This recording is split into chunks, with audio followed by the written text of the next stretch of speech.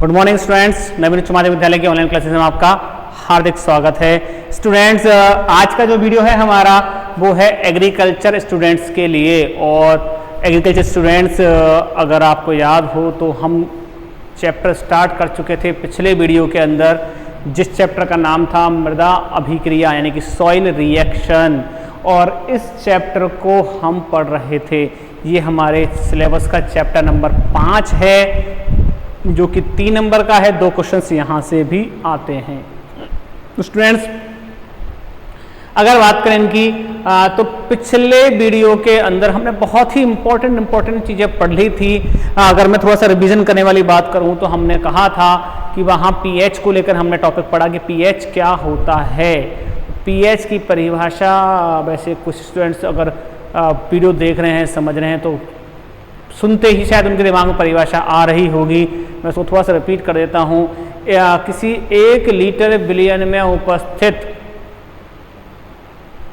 Hydrogen आयनों की सांद्रता का ऋणात्मक लघुगणक कहलाता है पीएच। उसे हम क्या कहते हैं?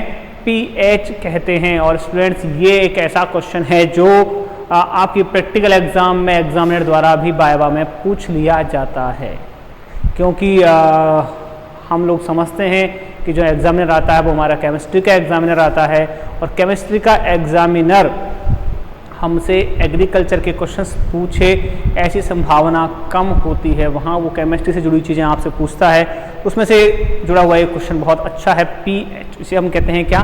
पीएच। देखिए, बात करें इसके अंदर आगे तो हमने वहाँ पीएच स्केल की भी बात की थी, हमने जल के आयनिक गुणनफल की भी बात की थी, हमने बात की थी कि जल के अंदर हाइड्रोजन आयन की जो सांद्रता है और हाइड्रोक्सी आयन की जो सांद्रता है वो लगभग बराबर होती है कमरे के ताप पर। अब बात करते हैं अगले टॉपिक की, जिसका नाम है हमारा मृदा अभिक्रिया का कोलाइडी नियंत्रण। ये टॉपिक है हमारा, कोलाइडी नियंत्रण। यानी कि मृदा अभिक्रिया है वो किस प्रकार से कोलाइड के द्वारा नियंत्रित की जा सकती है। देखिए, बात करें इसके अंदर तो नंबर 1 हमारे पास इसके 3 पॉइंट हैं। स्टूडेंट से बात करना चाहूँ, थोड़ा थ्योरेटिकल टॉपिक है तो आपको सुनना ज़्यादा पड़ेगा। देखिए, नंबर 1 बात करूँ मैं तो बहुत ही पहचाना सा नाम है जो आप लोगों ने पढ़ा था, प्रतिशत क्षार संतृप्ति। स्टूडेंट्स, आपको अगर याद आ रहा हो तो प्रतिशत क्षार संतृप्ति क्या होती है? प्रतिशत क्षार संतृप्ति से सीधा सा मतलब था हमारा, जहां सूत्र था हमारा, अगर आपको याद हो तो सूत्र था हमारा V बराबर S बटे में T गुणा 100। यहां हम इस सूत्र के माध्यम से प्रतिशत क्षार संतृप्ति को ज्ञात कर रहे थे। पिछले टॉपिक के अंदर, पिछले चैप्टर में ही हमने ये पढ़ा है। आगे से बात करें इसके बारे में तो प्रतिशत क्षार संतृप्ति हमारे पास क्या होती है। तो देखिए, हमने कहा कि कोलाइडी जटिल के अंदर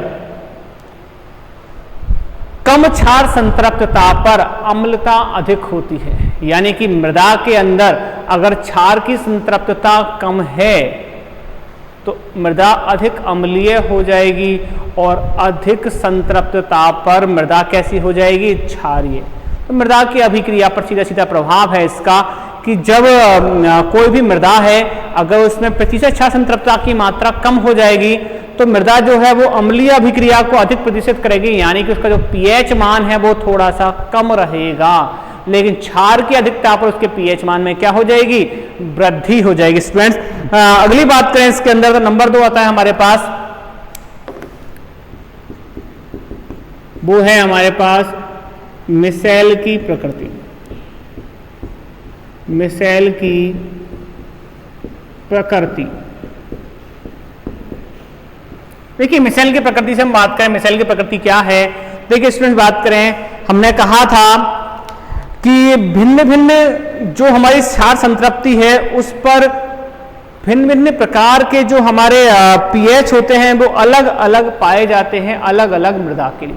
यानी कि प्रतिशत क्षार संतृप्ति उतनी ही है, लेकिन उस क्षार संतृप्ति पर मृदा के जो क्ले है, यानी कि सिलिकेट क्ले है, हाइड्रोक्साइड क्ले है, उन क्ले की जो पीएच मान है वो भिन्न भिन्न होते हैं। स्टूडेंट्स, मैं थोड़ा सा आपको इसके बारे में बता देता हूँ, वो डिपेंड करता है उसके हाइड्रोजन आयनों के विनिमय की क्षमता पर। कि हाइड्रोजन का विनिमय किस प्रकार से होता है, तो हम कहें कि 50% अगर क्षार संतृप्ति हो, 50% अगर क्षार संतृप्ति हो, तो उस अवस्था में जो हमारी अलग अलग क्ले हैं, जैसे हम बात करें सिलिकेट क्ले, बात करें इसके अंदर तो हम कहते हैं सिलिकेट क्ले। सिलिकेट क्ले का जो पीएच मान है वो मिलता है लगभग हमें 5.2 से 5.8 तक।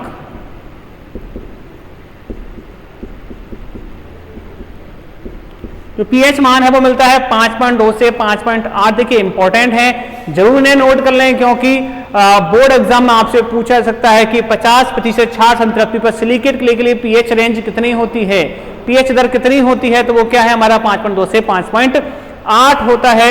जबकि इसी पर हाइड्रोक्साइड,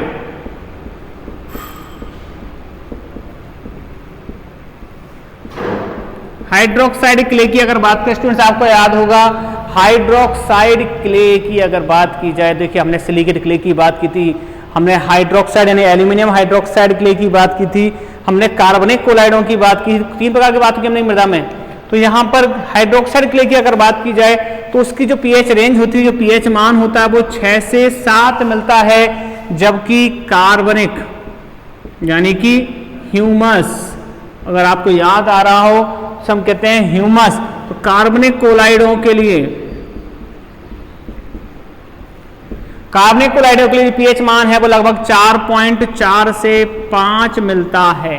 तो अगर आपको याद रहे तो देखिए बहुत छोटी सी बात मैं यहाँ आपको बताना समझाना चाह रहा हूँ कि प्रतिशत क्षार संतृप्ति कम होने पर, जैसे हमने बात की थी पिछले पॉइंट के अंदर की, प्रतिशत क्षार संतृप्ति कम होती है तो वहां पर जो है वो अम्लता प्रदर्शित की जाती है, यानी कि हाइड्रोजन आयनों का विनिमय अधिक होता है। स्टूडेंट देखिए यहाँ समझ में आपको अगर बात आ रही हो तो 50% क्षार संतृप्ति यानी कि कम होने पर सिलिकेट क्ले का पीएच मान 5.2 से 5.8 यानी कि ये भी अम्लता प्रदर्शित कर रहा है। हाइड्रोक्साइड क्ले का 6 से 7 ये भी अम्लता प्रदर्शित कर रहा है, और कार्बनिक कोलाइडों का 4.4 से 5 ये भी अम्लता को प्रदर्शित कर रहा है। तो यानी कि समान प्रतिशत क्षार संतृप्ति होने पर भिन्न भिन्न मृदा कोलाइडों का जो पीएच मान है वो भिन्न भिन्न होता है। अगली बात करें तो नंबर 3 पॉइंट आता है इसका,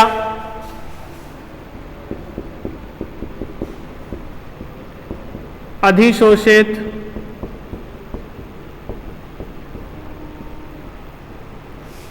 धनायनों का प्रकार।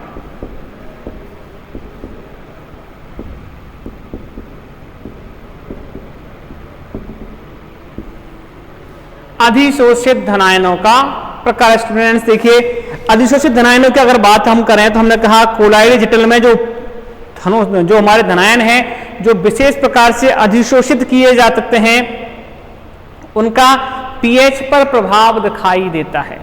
पीएच पर प्रभाव कैसे दिखाई देता है, हमने कहा कि अधिशोषित धनायन, हमने पढ़ा था अधिशोषित यानी कि मृदा के द्वारा जो मृदा विलयन से धनायनों का अधिशोषण किया जाता है उनके कारण मृदा की पीएच परिवर्तित हो जाती है। मृदा की पीएच किस प्रकार से परिवर्तित होती है तो हम कह सकते हैं देखिए कि जो सोडियम से संतृप्त मृदाएं हैं यानी कि ऐसी मृदाएं जिनमें सोडियम धनायन की मात्रा अधिक पाई जाती है उनका पीएच मान कैल्शियम व मैग्नीशियम से संतृप्त मृदाओं की तुलना में अधिक पाया जाता है। तो मैं इसे इस प्रकार से यहां लिखूं तो हम कह सकते हैं कि सोडियम संतृप्त मृदा का जो पीएच मान है, सोडियम संतृप्त मृदा का पीएच मान है वो अधिक होता है कैल्शियम व मैग्नीशियम से संतृप्त मृदा पीएच से। तो हम कह सकते हैं इस संबंध के माध्यम से कि किसी विशेष प्रकार के धनायन का अगर अधिशोषण किया जाता है तो उसके कारण मृदा का पीएच मान भी परिवर्तित हो जाता है। इसे आप समझ पाते हैं कि सोडियम संतृप्त जो मृदाएं हैं उनका पीएच मान कैल्शियम और मैग्नीशियम से संतृप्त मृदाओं की तुलना में अधिक है। देखिए दोनों ही धनायन हैं, सोडियम भी धनायन है, कैल्शियम भी धनायन है, मैग्नीशियम भी धनायन है। ये धनायन होने के बाद भी इनमें अंतर दिखाई क्यों दे रहा है हमें, क्योंकि हम कह सकते हैं कि सोडियम संतृप्त जो मृदाएं हैं उनका जो पीएच मान है वो कैल्शियम और मैग्नीशियम के पीएच मान से अधिक मिल रहा है, तो सोडियम एक प्रबल क्षार बनाने का कार्य करता है। तो इसलिए ये हम कह सकते हैं कि प्रबल क्षार होता है। तो ऐसी अवस्था में ये मृदा के पीएच मान को बढ़ा देता है। देखिए, ये तो जो बात थी वो हमारी थी मृदा अभिक्रिया के कोलाइडी नियंत्रण के लिए कि मृदा अभिक्रिया कोलाइडों द्वारा किस प्रकार से नियंत्रित की जा सकती है। अब बात हम करते हैं अगले हेडिंग की। अगला हेडिंग है हमारे पास, अगले टॉपिक की हम बात करें आपसे, तो अगला टॉपिक आता है हमारे पास अब, वो है हमारे पास मृदा पीएच में परिवर्तन के कारक। तो मृदा पीएच में परिवर्तन करने के कारक। मृदा पीएच में परिवर्तन करने के क्या कारक हो सकते हैं स्टूडेंट्स? अगर आपको याद रहे कि मृदा पीएच में कौन कौन से कारक हैं जिनके कारण परिवर्तन संभव है। देखिए, अभी हमने बात की कोलाइडों की, कोलाइडों द्वारा मृदा पीएच को परिवर्तित किया जा रहा था, जो कि मृदा अभिक्रियाओं को प्रभावित कर रहे थे। लेकिन हम मुख्य रूप से सीधे सीधे हम बात करेंगे मृदा पीएच में कौन कौन से कारक हैं जो परिवर्तन कर सकते हैं। तो मुख्य रूप से हमारे पास दो प्रकार के कारक हैं, अम्ल उत्पादन कारक, अम्ल उत्पादन कारक, और नंबर दूसरा होता है भस्म उत्पादन कारक।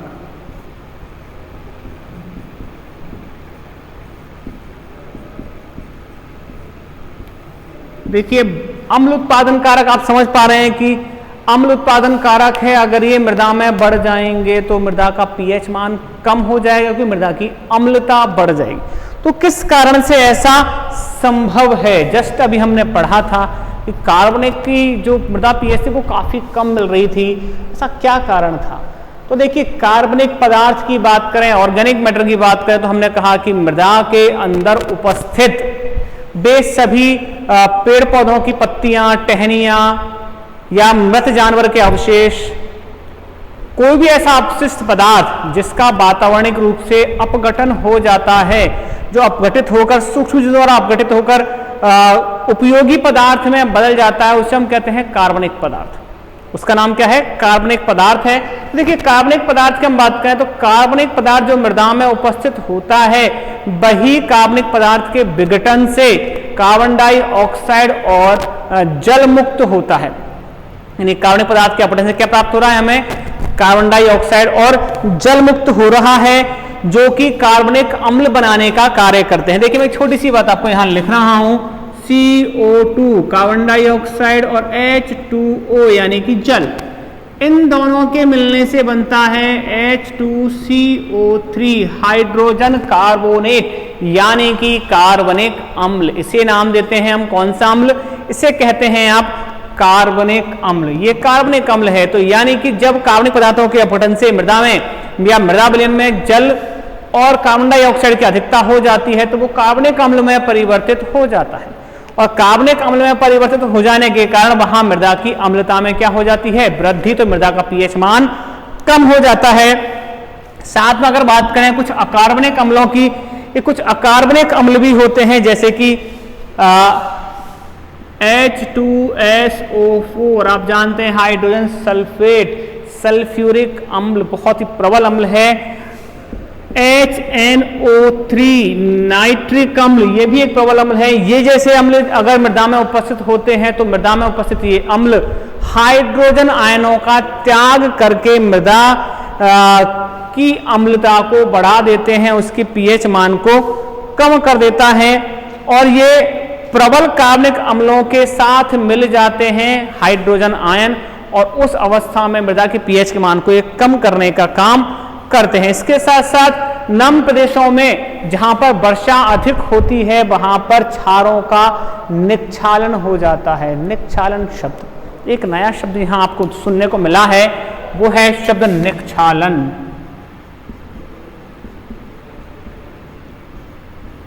निक्षालन, लीचिंग। निक्षालन या लीचिंग से हमारा मतलब क्या है? निक्षालन लीचिंग से मतलब है कि वर्षा जल के साथ जब तेज वर्षा होती है, अधिक वर्षा होती है, तो वर्षा जल के साथ सतह पर उपस्थित जो क्षारीय पदार्थ हैं वो उस वर्षा जल में घुलकर मृदा की निचली सतहों में चले जाते हैं, जिसे आप कहते हैं क्या, निक्षालन कहते हैं। ये टॉपिक भी हम पढ़ेंगे, हमारे सिलेबस में आएगा आगे ये, जिसे हम बात कर रहे हैं निक्षालन की। तो स्टूडेंट देखिए बात करें इसमें, तो निक्षालन के कारण भी जो क्षार है वो नीचे की ओर चले जाते हैं और ऐसी अवस्था में मृदा का पीएच मान बढ़ जाएगा। क्यों? क्योंकि मृदा पे केवल कौन रह जाएगा, अम्ल ही रह जाएंगे, और मृदा में अम्लों की उपस्थिति के कारण वहां पर उसके अम्लता में क्या हो जाएगी, वृद्धि हो जाएगी, पीएच मान कम हो जाएगा। दूसरी बात करते हैं हम भस्म उत्पादन कारकों की, कि भस्म उत्पादक जो कारक हैं जिसके कारण मृदा का पीएच मान बढ़ता है, भस्म यानी कि क्षार। तो भस्म को आप क्या बोल सकते हैं यहाँ पर, क्षार। हम बात करें कि मृदा निर्माण का एक कोई भी प्रक्रम जिसमें विनिमयशील जो भस्म होते हैं, जैसे कि कैल्शियम, मैग्नीशियम, सोडियम आदि के निर्माण की प्रक्रिया होती है, वो मृदा की क्षारकता में वृद्धि करती है। तो देखिए मृदा निर्माण की प्रक्रियाओं से हमारा क्या मतलब है, मृदा निर्माण का कोई भी प्रक्रम से हमारा क्या मतलब है, एक ऐसी प्रक्रिया जिसमें मृदा का निर्माण हो, तो उस अवस्था को हम कहते हैं मृदा निर्माण का प्रक्रम, मृदा निर्माण की प्रक्रिया। तो अगर उस क्रम में कोई भी भस्म उत्पादक कारक है, जैसे कैल्शियम, मैग्नीशियम, सोडियम, पोटेशियम, ऐसी चीजें अगर बढ़ जाएं तो उस अवस्था में मृदा की क्षारकता बढ़ जाती है, मृदा का पीएच मान बढ़ जाता है। साथ में देखिए हमारी मृदा अगर अम्लीय है तो आपने देखा होगा किसी किसी खेतों में आप देखते हैं कि जहां पर अम्लीय है वहां पर चूना मिला दिया जाता है। चूना क्यों मिलाया जा रहा है भाई, जिससे कि मृदा की अम्लता कम हो जाए और उस अवस्था में मृदा जो है वो क्षारीयपन प्रदर्शित करे। फ्रेंड्स आपको याद रहे कि मृदा की क्षारकता को बढ़ाने के लिए हम मृदा में चूना पत्थर भी मिला देते हैं, बालू मिला देते हैं, जिससे कि मृदा की जो पीएच मान है वो थोड़ा सा कम हो जाता है। इसके अलावा जो हमारे शुष्क और अर्ध शुष्क जो प्रदेश होते हैं, जहां पर वर्षा कम होती है, वहां पर भी क्षारों का निक्षालन नहीं हो पाता है। इसका मतलब मृदा पर क्षार अधिक मात्रा में पाए जाते हैं और मृदा क्षारीय यानी लवणीय होती है। तो यानी कि दो कारक हैं जो मृदा पीएच को परिवर्तित कर सकते हैं हमारी मृदा के अंदर, वो है अम्ल उत्पादन और भस्म उत्पादन कारक, यानी जिनसे अम्ल की प्राप्ति हो, अम्ल बने, मृदा की अम्लता बढ़े, वो अम्ल उत्पादक कारक हैं, और जिनसे मृदा की क्षारकता में वृद्धि होती है, पीएच मान बढ़ता है, वो हमारे भस्म उत्पादक कारक यानी कि क्षार उत्पादक कारक कहलाते हैं। अब बात करते हैं अगले पॉइंट की। अगले टॉपिक है हमारे पास, उसकी हम बात करें तो अगला टॉपिक आता है हमारे पास मृदा पीएच को प्रभावित करने वाले कारक।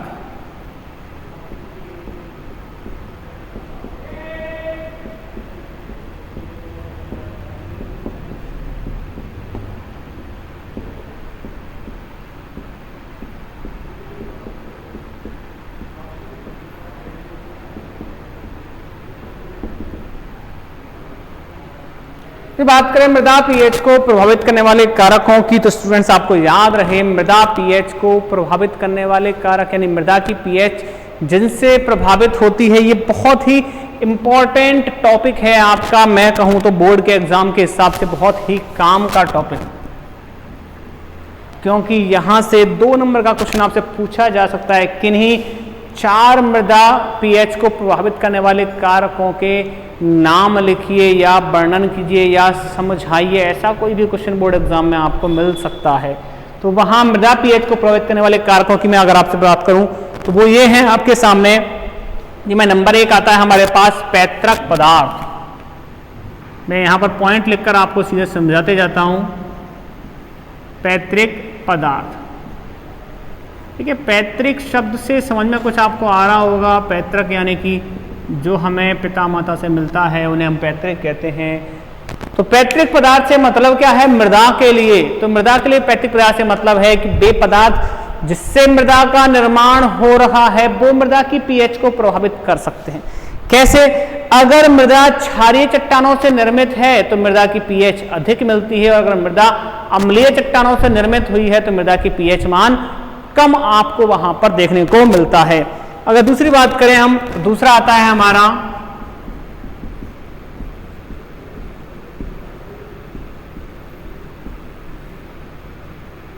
अवक्षेपण। नंबर 2 आता है हमारे पास अवक्षेपण। अवक्षेपण यानी कि प्रेसिपिटेशन। आप स्टूडेंट्स अगर आपको याद हो तो अवक्षेपण की हमने बात की थी कि मृदा धनायनों का अवक्षेपण कर लेती है। उस अवस्था में अगर बात करें आपसे, हमने कहा मृदा वर्षा जल के साथ जो क्षारीय तत्व, अभी एक पॉइंट की बात की थी, निक्षालन शब्द की हमने बात की थी, उसे जोड़ा हूं मैं इस चीज को।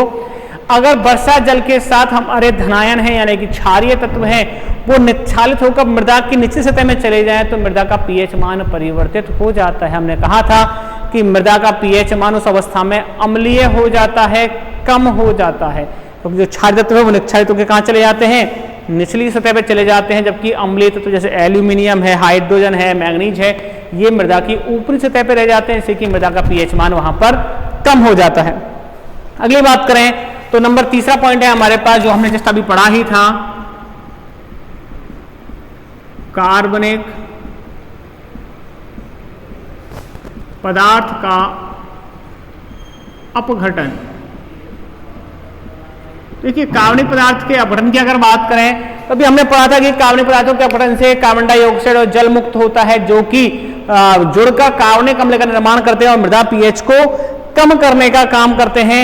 साथ में अगर बात करें इनके अंदर कैल्शियम और मैग्नीशियम के जो कार्बोनेट हैं वो मिलकर इन जल से मुक्त होने वाले हाइड्रोजन आयन से मिलकर कैल्शियम बाइकार्बोनेट या मैग्नीशियम बाइकार्बोनेट का निर्माण कर लेते हैं, जो कि मृदा की अम्लता को बढ़ाने का काम करते हैं। तो कैल्शियम मैग्नीशियम बाइकार्बोनेट की अगर बात करें तो कैल्शियम बाइकार्बोनेट CaHCO3 का होल ट्वाइस से मैग्नीशियम है, मैग्नीशियम बाइकार्बोनेट। तो इसे कैल्शियम और मैग्नीशियम के जो कार्बोनेट है वो हाइड्रोजन के साथ जुड़कर कैल्शियम और मैग्नीशियम के बाइकार्बोनेट्स बनाते हैं, मृदा की पीएच मान को वहां पर कम करने का काम कर देते हैं। स्टूडेंट्स आपको याद रहे कि ये तीनों पॉइंट है जिन्हें हमने अभी जैसे पढ़ा ही था। अगले पॉइंट की बात करें, नंबर 4 जो हमारे पास आता है, नंबर 4 वो है हमारी मूल वनस्पति।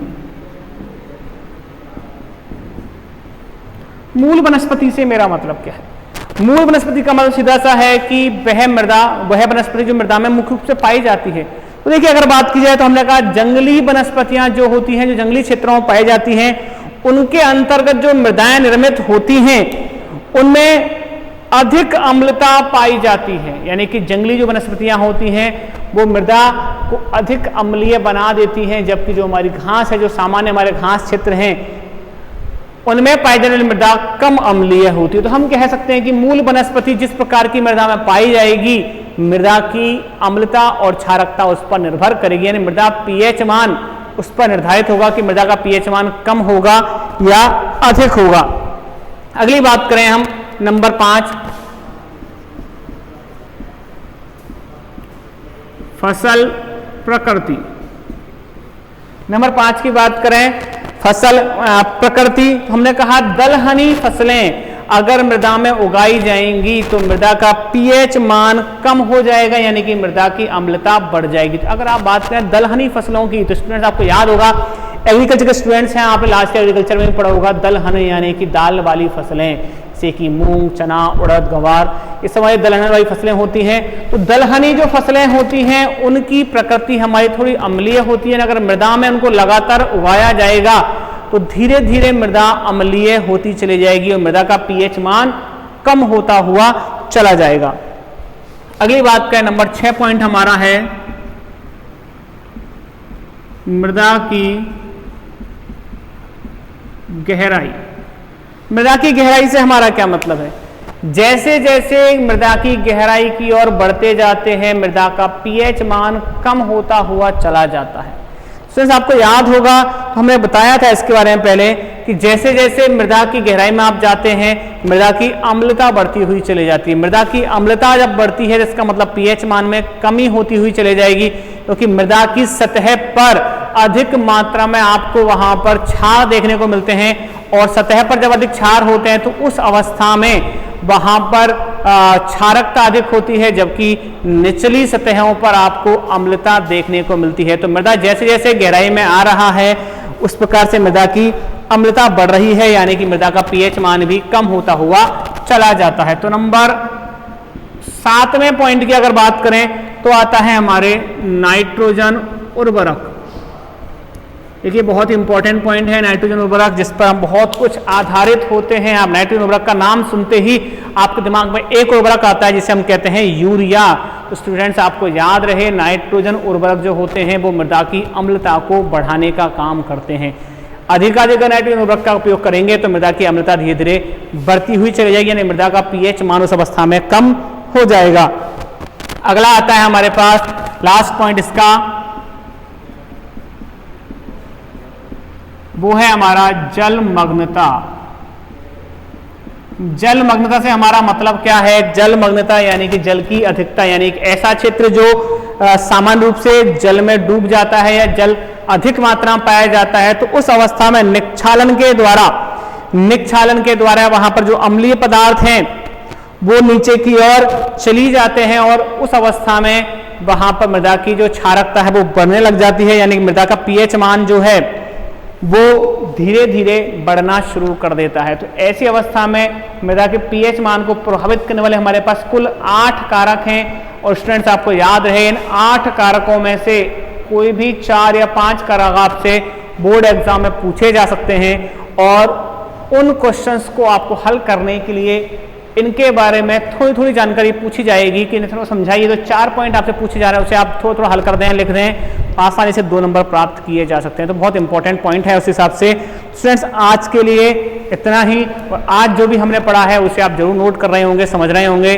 और इससे संबंधित अगर कोई भी परेशानी आए तो आप स्कूल के नंबर पर कॉन्टैक्ट कर सकते हैं या मेरे पर्सनल नंबर पर भी आप कॉन्टैक्ट कर सकते हैं स्टूडेंट। और अगर कहीं भी आपको परेशानी का सामना करना पड़े तो बिल्कुल आप संपर्क करेंगे, और इन पॉइंट्स को पढ़ते जाएंगे, समझते जाएंगे, लिखते भी जाएंगे, जिससे कि आप नोट्स बनाएं। और मैंने पहले भी कहा था कि आप मुझे अपने व्हाट्सएप नंबर, मेरे पर्सनल व्हाट्सएप नंबर पर अपने किए गए काम की फोटो खींच के भेजें, जिससे कि मुझे पता लगे कि आप रेगुलर वर्क कर रहे हैं। कुछ स्टूडेंट्स मुझे भेज रहे हैं, अच्छी बात है, और भी स्टूडेंट्स इनको भेजें तो बहुत अच्छा रहेगा, इससे मुझे उसके बारे में पता लगता है।